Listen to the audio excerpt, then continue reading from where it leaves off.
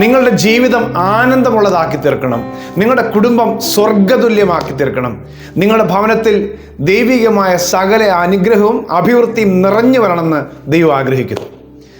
ആമേൻ.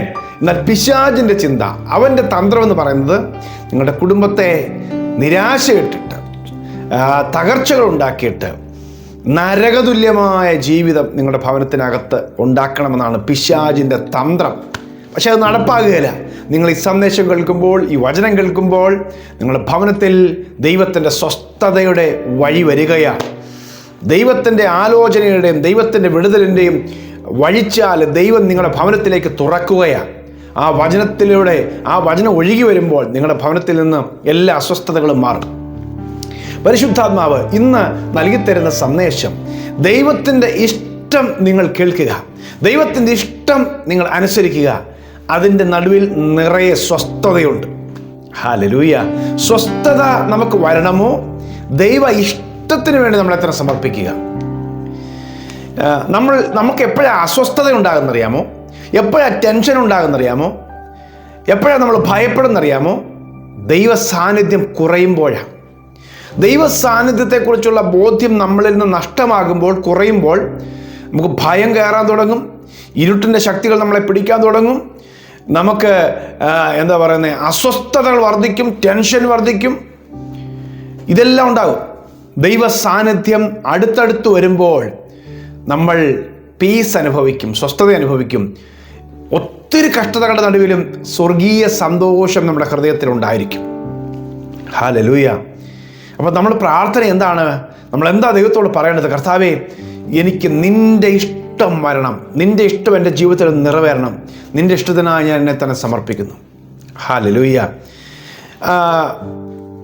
ദൈവത്തിൻ്റെ ഇഷ്ടം അന്വേഷിക്കുന്നവരാണ് ദൈവത്തിൻ്റെ മക്കൾ. നമ്മുടെ തീരുമാനങ്ങളും നമുക്ക് നമ്മുടേതായ വഴികളൊക്കെ ഉണ്ട്. പക്ഷേ കർത്താവ് പറയുന്നത്, നിങ്ങളുടെ വഴികളല്ല എൻ്റെ വഴികൾ, നിങ്ങളുടെ വിചാരമല്ല എൻ്റെ വിചാരം. യെശയ്യാ പ്രവാചകന്റെ പുസ്തകം 55-8 മുതലുള്ള വാക്യങ്ങൾ എഴുതിയിരിക്കുക.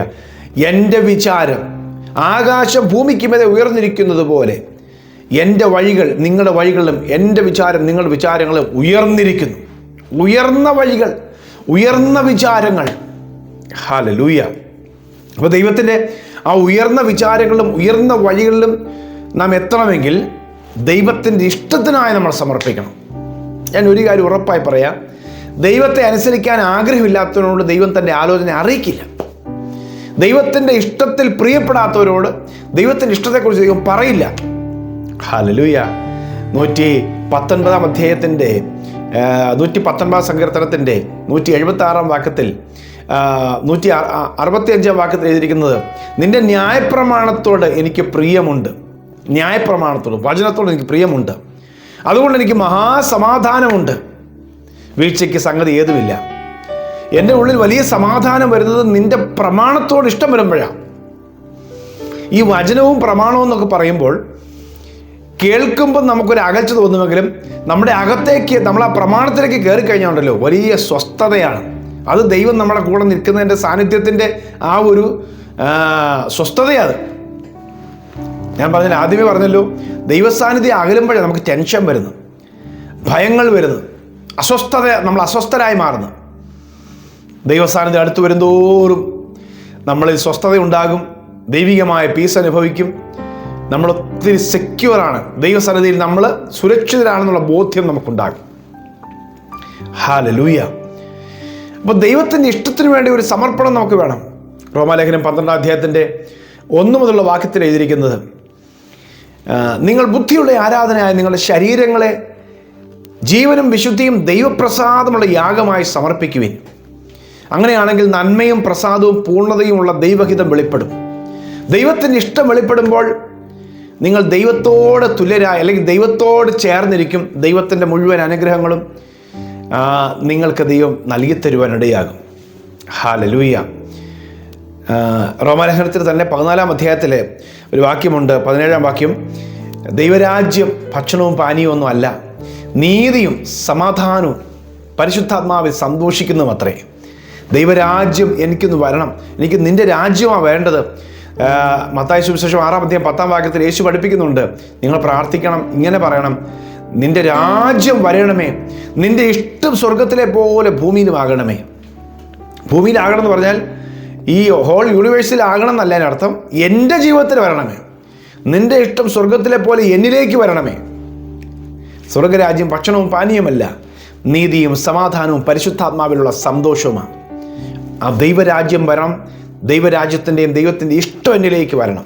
നമ്മളത് പ്രാർത്ഥിച്ചാൽ മതി. എൻ്റെ ഇഷ്ടമല്ല, ദൈവ ഇഷ്ടം നിറവേറട്ടെ. ഹല്ലേലൂയ. യേശു ഗത്സമനയിൽ വെച്ച് പ്രാർത്ഥിക്കുന്നു അതായിരുന്നു. വളരെ കഠിനമായ വേദനയിൽ കൂടി, വളരെ തീവ്രമായ വേദനയിൽ കൂടി കടന്നു പോകുമ്പോൾ അവൻ്റെ രക്തമൊക്കെ വിയർപ്പ് തുള്ളികൾ പോലെ താഴേക്ക് വീഴുമ്പോൾ യേശു പ്രാർത്ഥിക്കുകയാണ്, ഈ പാനപാത്രം എങ്കിൽ നിന്ന് നീക്കണമേ, എങ്കിലും എൻ്റെ ഇഷ്ടമല്ല, നിന്റെ ഇഷ്ടം എന്നിൽ നിറവേറട്ടെ. ഈ പാനപാത്രം കുടിച്ചിട്ടാണ് ഈ മാനവജാതിക്ക് രക്ഷ ഉണ്ടാകുന്നെങ്കിൽ, അവരുടെ മരണം മാറുന്നെങ്കിൽ അതിനുവേണ്ടി മരിക്കാൻ ഞാൻ തയ്യാറാ. നിന്റെ ഇഷ്ടം നിറവേറട്ടെ. ദൈവ ഇഷ്ടം. ഹല്ലേലൂയ. ആമേൻ. ദൈവ ഇഷ്ടം നമ്മുടെ ജീവിതത്തിൽ നിറവേറണം. എബ്രായർ ലേഖനം 10 പറയുന്നത് ദൈവ ഇഷ്ടം ചെയ്ത് വാഗ്ദത്തം പ്രാപിപ്പാൻ, 36 വാക്യം, എബ്രായർ 10:36. ദൈവ ഇഷ്ടം ചെയ്ത് വാഗ്ദത്തം പ്രാപിപ്പാൻ സഹിഷ്ണുത നിങ്ങൾക്ക് ആവശ്യം. ഏതൊരു വാഗ്ദത്തം പ്രാപിക്കണോ അതിനുവേണ്ടി നാം സഹിഷ്ണുതയുള്ളവരായിരിക്കണം. അതിനുവേണ്ടി ദൈവ ഇഷ്ടം ചെയ്യണം. ദൈവത്തിൻ്റെ പദ്ധതികളെ, ഇഷ്ടങ്ങളെ അറിയുക, അത് ചെയ്യുക. അവിടെ വാഗ്ദത്തങ്ങൾ ഉണ്ടാകും കേട്ടോ. ഹല്ലേലൂയ. ദൈവത്തിൻ്റെ ഇഷ്ടമോ നിങ്ങളുടെ ശുദ്ധീകരണം തന്നെ. അപ്പോൾ ദൈവത്തിൻ്റെ ഇഷ്ടത്തിലേക്ക് നമ്മുടെ മനസ്സുകളെ കൊണ്ടുവരിക. അവിടെ നന്മയും പ്രസാദവും പൂർണ്ണതയുമുണ്ട്. അവിടെ അനുഗ്രഹമുണ്ട്. ദാവീദ് 40 സങ്കീർത്തനത്തിൽ പറയുന്നു, ദൈവമേ നിന്റെ ഇഷ്ടം ചെയ്യുവാൻ ഞാൻ പ്രിയപ്പെടുന്നു. അതൊരു യേശുക്രിസ്തുവിനെ കുറിച്ചുള്ളൊരു പ്രവചനമാണ്. എന്നാൽ അദ്ദേഹം പറയുകയാണ്, ഞാൻ നിന്റെ അടിമയായിരിക്കാം, എൻ്റെ കാതുകളെ നിനക്ക് വേണ്ടി ഞാൻ തുളച്ചു വച്ചിരിക്കുക. ഒരു അടിമയുടെ ലക്ഷണമായി കാത് കിഴിച്ചു വച്ചിരിക്കുക. എന്തിനു വേണ്ടിയാണെന്നറിയാമോ? ഞാൻ യേശുവിന് വേണ്ടി, ദൈവത്തിന് വേണ്ടി സമർപ്പിക്കപ്പെട്ടവനാണ്. ദൈവ ഇഷ്ടം മാത്രമേ ഇനിയുള്ളൂ. എൻ്റെ ജീവിതത്തിൽ എനിക്ക് സ്വന്തമായിട്ടൊരു തീരുമാനമോ അഭിപ്രായമോ ഇഷ്ടമോ ഇല്ല. അടിമയാണ്, യേശുവിൻ്റെ അടിമയാണ്, ദൈവത്തിൻ്റെ അടിമയാണ്. മുഴുവൻ ഇഷ്ടവും ദൈവത്തിൻ്റെതാണ്. ഹല്ലേലൂയ. ദൈവത്തിൻ്റെ ഇഷ്ടം ചെയ്യാൻ ഞാൻ പ്രിയപ്പെടുന്നു. ദൈവത്തിൻ്റെ ഇഷ്ടത്തിനകത്ത് എല്ലാ അനുഗ്രഹങ്ങളുമുണ്ട്. Praise the Lord. സഹോദരങ്ങളെ, നിങ്ങളുടെ കുടുംബത്തിൽ സമാധാനം ദൈവം തരട്ടെ. നഷ്ടമായി പോയ ബന്ധങ്ങൾ ദൈവം മടക്കി തരട്ടെ. സ്വസ്ഥത തരട്ടെ. നിങ്ങളുടെ ശരീരത്തിൽ നിന്നും മനസ്സിൽ നിന്നും ടെൻഷനുകളും സ്ട്രെസ്സുകളും പ്രഷറുകളൊക്കെ ഒന്ന് മാറി ദൈവികമായ ഒരു വലിയ പീസ്, സ്വസ്ഥത, സമാധാനം ദൈവം നിങ്ങൾക്ക് നൽകി തരുവാൻ ആഗ്രഹിക്കുന്നു. ഹല്ലേലൂയ. ദൈവവചനം പറയുന്നു, നിന്റെ സന്നിധിയിൽ സന്തോഷ പരിപൂർണതയും നിന്റെ വലതുഭാഗത്ത് എന്നും പ്രമോദങ്ങളുമുണ്ട്. സന്തോഷത്തിൻ്റെ നിറവിൽ ദൈവം നിങ്ങളെ നിർത്തട്ടെ. ദൈവത്തിൻ്റെ വലതുഭാഗത്തെ പ്രമോദങ്ങൾ അനുഭവിക്കട്ടെ. അതിനുള്ള എല്ലാ അനുഗ്രഹങ്ങളും ദൈവം നിങ്ങൾക്ക് നൽകട്ടെ. ഈ കുടുംബത്തിൽ, നിങ്ങളുടെ കുടുംബത്തിൽ, നിങ്ങളുടെ നടപ്പിൽ, നിങ്ങളുടെ ഇന്നത്തെ ജീവിതത്തിൽ ദൈവം നിങ്ങളെ സ്വസ്ഥത കൊണ്ടും സന്തോഷം കൊണ്ടും നിറയ്ക്കട്ടെ എന്ന് ഞാൻ പ്രാർത്ഥിക്കുന്നു. പ്രിയ കർത്താവേ, യേശു ക്രിസ്തുവിൻ്റെ നാമത്തിൽ ഈ മക്കൾ നിൻ്റെ ഇഷ്ടം ചെയ്യുവാൻ പ്രിയപ്പെടുകയാണ്. ഞങ്ങൾ നിൻ്റെ ഇഷ്ടത്തിൽ സഞ്ചരിക്കുവാൻ കർത്താവെ ഞങ്ങളെ സഹായിക്കണമേ. പിശാച് ഏതെല്ലാം തന്ത്രങ്ങളുണ്ടാക്കി ദൈവഇഷ്ടത്തെ ഞങ്ങളെ വ്യതിചലിപ്പിക്കാൻ പോകുന്നു, അവിടെ നിന്നെല്ലാം ഞങ്ങൾ മടങ്ങി വരികയാണ്. ദൈവശബ്ദം കേട്ട് ദൈവ ഇഷ്ടം പ്രാപിച്ച് സ്വസ്ഥരായിരിക്കാൻ ഞങ്ങളെ സഹായിക്കണം. എല്ലാ അസ്വസ്ഥതകളും ഈ മക്കളെ വിട്ട് മാറിപ്പോകട്ടെ. എല്ലാ ഭയങ്ങളും ഭാരങ്ങളും മാറിപ്പോകട്ടെ. ദൈവികമായ വലിയൊരു സ്വസ്ഥത ഇന്ന് ഈ മക്കൾ അനുഭവിക്കട്ടെ. കർത്താവ് അങ്ങനെ ചെയ്യും, യേശുക്രിസ്തുവിൻ നാമത്തിൽ തന്നെ. ആമേൻ. ദൈവികമായ സ്വസ്ഥതയും സമാധാനവും ദൈവം നിങ്ങൾക്ക് നൽകി തരട്ടെ. ഈ സന്ദേശം നിങ്ങൾ അനേകർക്ക് ഷെയർ ചെയ്യുമല്ലോ. God bless you. Have A peaceful day.